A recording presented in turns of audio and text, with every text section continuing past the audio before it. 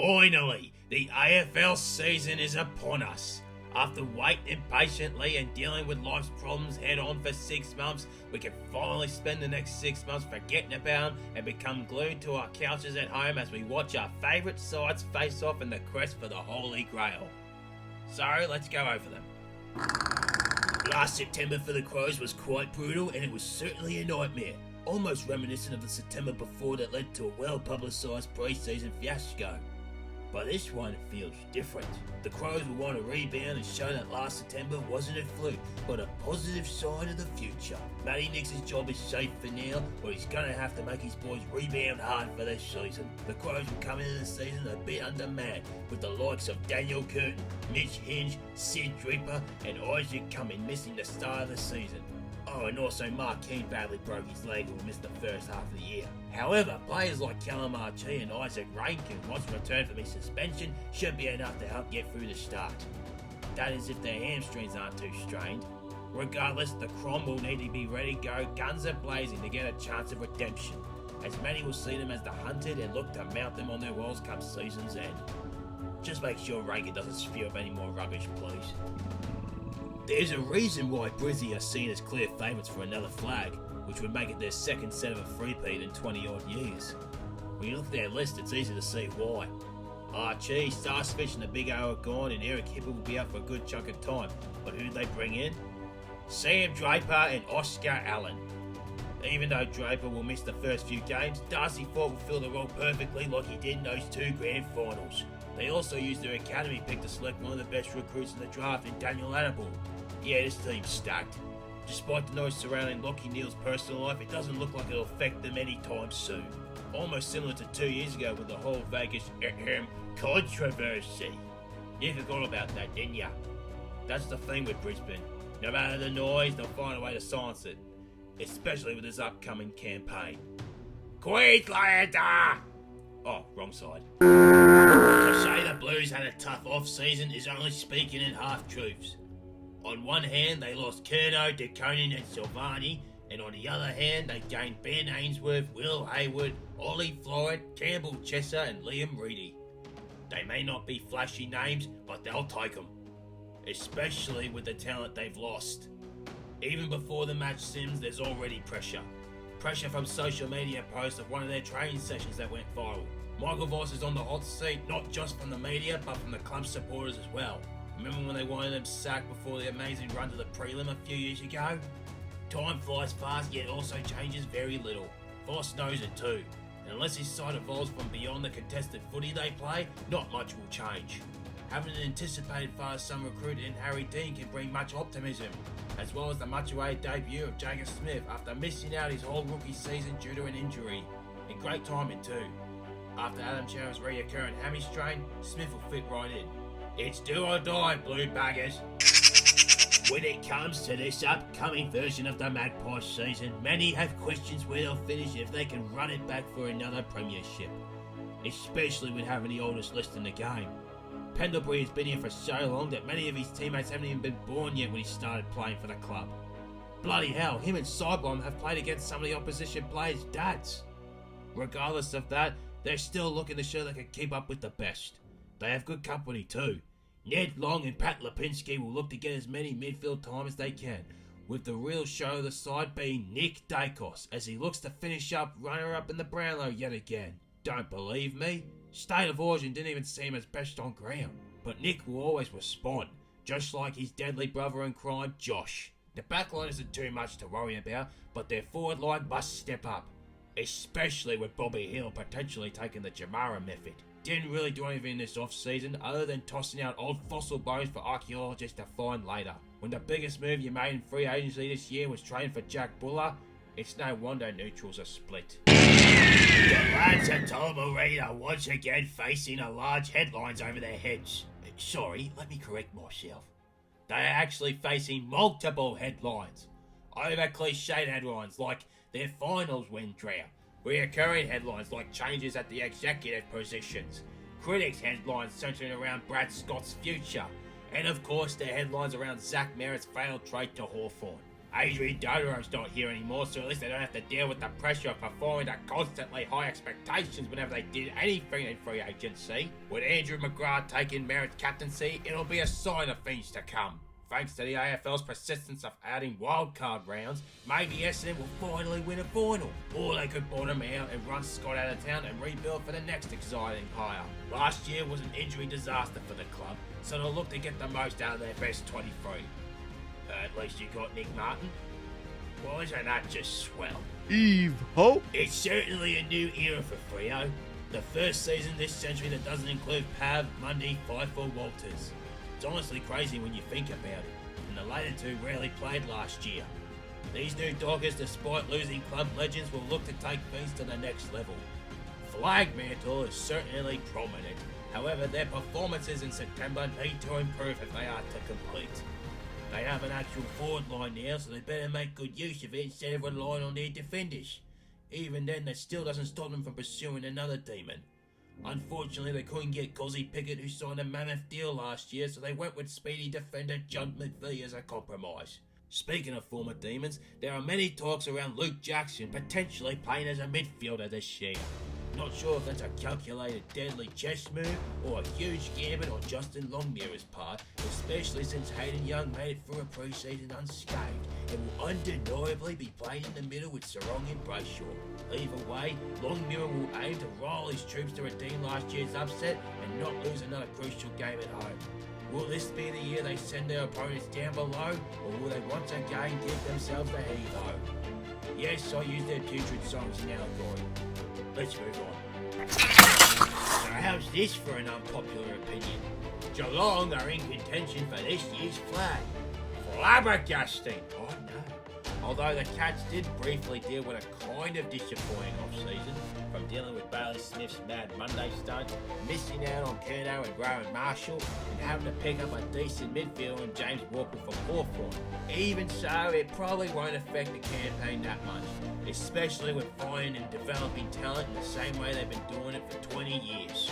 However, Jeremy Cameron is still lingering after his grand final injury, which caused him to miss out on State of Origin, and Eddie Hurdy's corner return to training. Speaking of forwards, Dyson Stengel is catching up on conditioning after missing part of the pre-season, and Guy Myers sustained a thumb injury that will require him to miss the first couple of games. Their main flaw? Not improving the ruck position. When the coach is subbing out Reece Stanley, the only ruckman in their side, for the Swiss Army man himself, Mark Blitzards, there's not much developing in that position.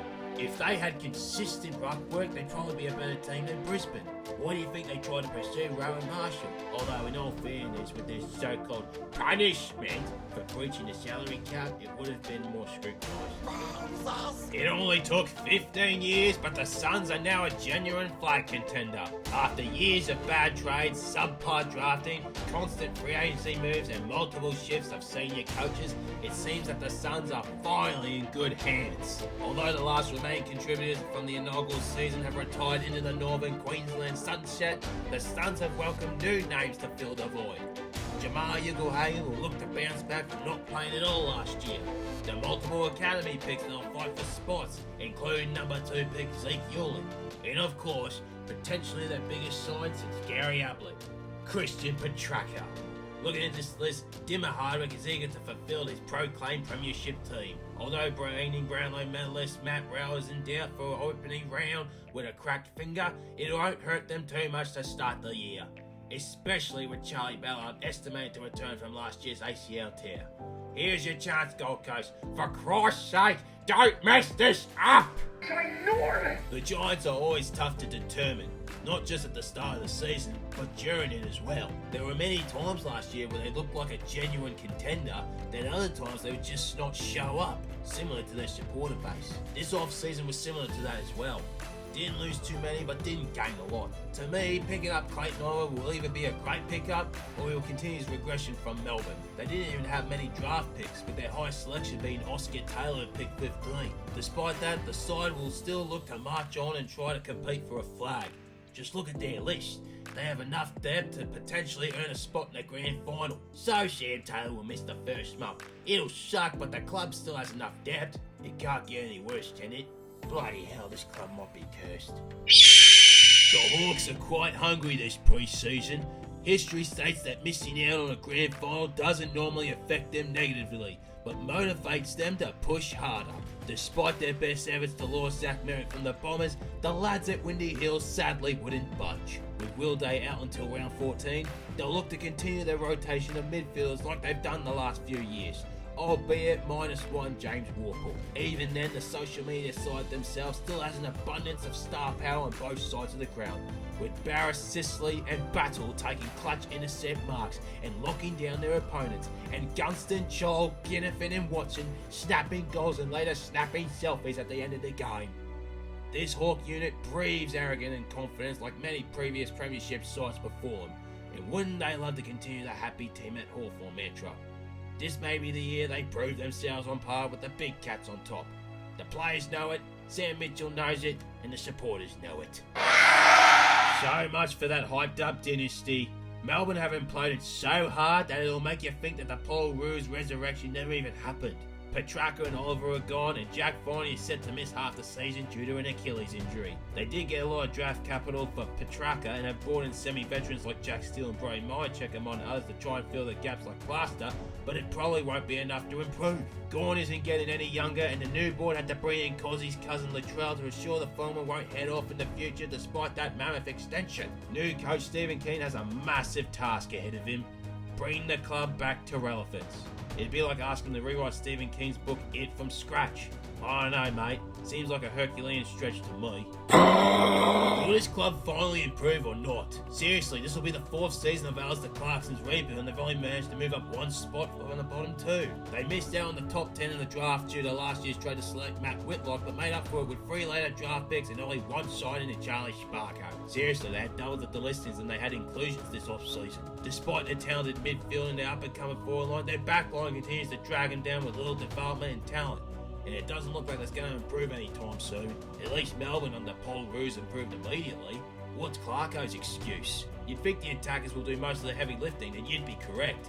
However, footy is a team game, and you need both sides of the ground to contribute fairly. Otherwise, more often than not, most of the results will not go your way. Case in point, the Kangaroos over the last 4 years. With that in mind, North should win more than 5 games this year, right? Right? Year 1 of the succession plan has commenced. It is a time to say goodbye to old and treasured names and prepare to bring a new batch of talent. Brody, Durden and Weir? I guess that's something. What about the draft? They didn't draft anyone. Only Jack Watkins from the rookie draft and 2 supplement picks. I don't get why David Koch has so much faith in the succession plan when the list managers aren't doing anything major to improve the list. Ken Hinckley replacement Josh Carr seems to have booked himself in for a tough excursion. No matter how good their midfield might be, it can only take them so far, and they need more depth around the ground to support them. Not easy to do when most of their players they brought in are midfielders. You'd think that looking at last year's result would maybe motivate them to bring in the right pieces of the puzzle, but it seems to me that they'll keep their positional players right where they are and not shift around them too much, other than potentially Todd Marshall and Connor Rosie playing a decent chunk of defence. Is it a sign of good faith, or is it a sign of desperation? This plan better work out, Koshy. It's pretty clear you're trying to be like Eddie. Despite the last 2 seasons under Adam Uze, the Tigers will look to complete this rebuild by the end of the decade and push back to playing finals. Of course, it may be a stretch to think that one of the youngest sides in the game could jump up the ladder, but you can see why the Tiger Army are still excited for what the future brings. Just look at their draft hand. Back-to-back draft picks and a compromised first round to bring in the 2 Sams, along with their arsenal of first rounders from last year like Sam Lawler and Luke Traynor. You could argue that they are speed-running the drive through priorities and pick trading, but will it be enough to jump up the ladder? I'm not too sure about that. There were way too many games last year when they fought hard in the first half, then just ran out of fuel in the second half. That in turn leads to low percentage footy, and they'll do everything they can to turn the table around before the pressure of the hot seat comes knocking on Adam Uze's door. At least he'll have Noah Bolter by his side to throw a coward's punch. The Saints have certainly made some noise this off-season. Big names aplenty that'll make Ross Lyon blush. Sam Flanders, Jack Silvani, Liam Ryan, and of course the big man himself, Tom DeConey, with a massive 8-year deal. It's hilarious how the Saints cried poor since they can afford to lure big names over on monster deals, yet they complain about the draft and accuse expansion sides of nepotism. Maybe with these names they can make finals again. But that's the thing, they are just names. Talented and awesome names, but they can only work out if Ross the boss evolves from his outdated tactics and utilise the talent to their potential. They can't just have Nasiah bail them out every game, regardless if that's what they're paying the big bucks for. It seems to everyone that every 3 or so years the Saints supporters hype up their side as a dark horse for the flag. That history shows to be at best a semi-finalist, but this year, reckon it's still 50-50. The Swans may have missed finals last year, but they're looking to right the ship and hopefully resurrect the Bloods culture. The start of last season was terrible, from injuries to their best accumulators and a gutted forward line. How does Sydney look to fix this? By using the power of trades to pick up role players such as Malcolm Roses and Josh Sarong. Oh, and of course some tall forward by the name of Charlie Curnow. They gave up a lot to get him, and now the pressure is on them to return back to September and get blown out in yet another grand final. I'm a bit iffy on that, but the talent on the list is just too good to turn down, and you shouldn't think less of it either. Heaney's still a gun, Goon will look to play a full season while jamming to Australian Crawl's biggest hit, and Nick Blakey will go back to running like a scared lizard. Why be cautious when your coach can have a relaxing day at the cricket, coach WA in State of Origin, and then come back to Bloods culture to rub it in? That would get me pumped up for this season. The Eagles are absolute garbage. Pretty much the same story since 2022. Gun players either retiring or leaving for better teams. A ton of draft picks figured they'll just magically become the next iteration of 2006, and a huge membership tally that will sit and watch in true and utter pain. So they got Brendan Starcevic? Well, he got hurt. Noah Long might have a breakout year? Well, he got hurt as well. As Andrew McQualter looks on his side, he's probably wondering what would have happened if he got the senior job at Richmond instead.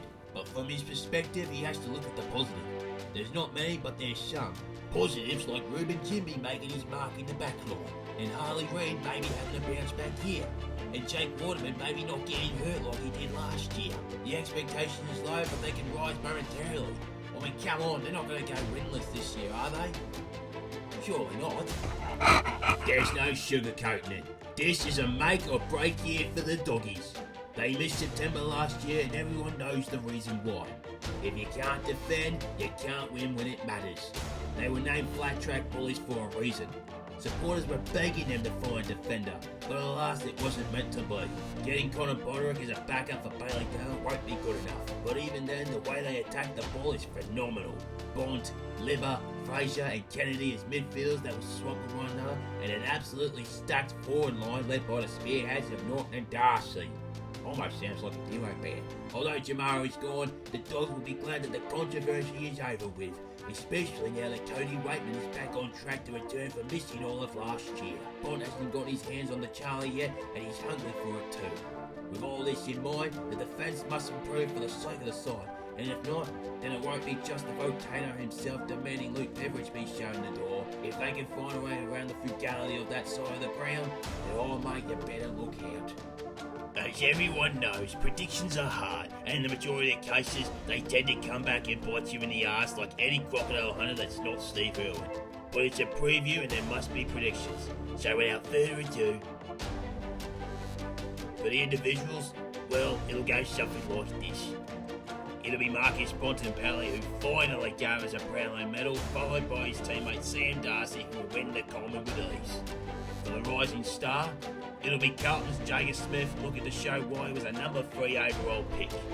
For debut All-Australian, it'll be Finn Callaghan who takes the next step and becomes one of the best in the game. And finally, for the grand final, it'll be Brisbane playing against Hawthorn. Brisbane will win and garner yet another three-peat. Can't wait till the end of the season to see how badly these segments age.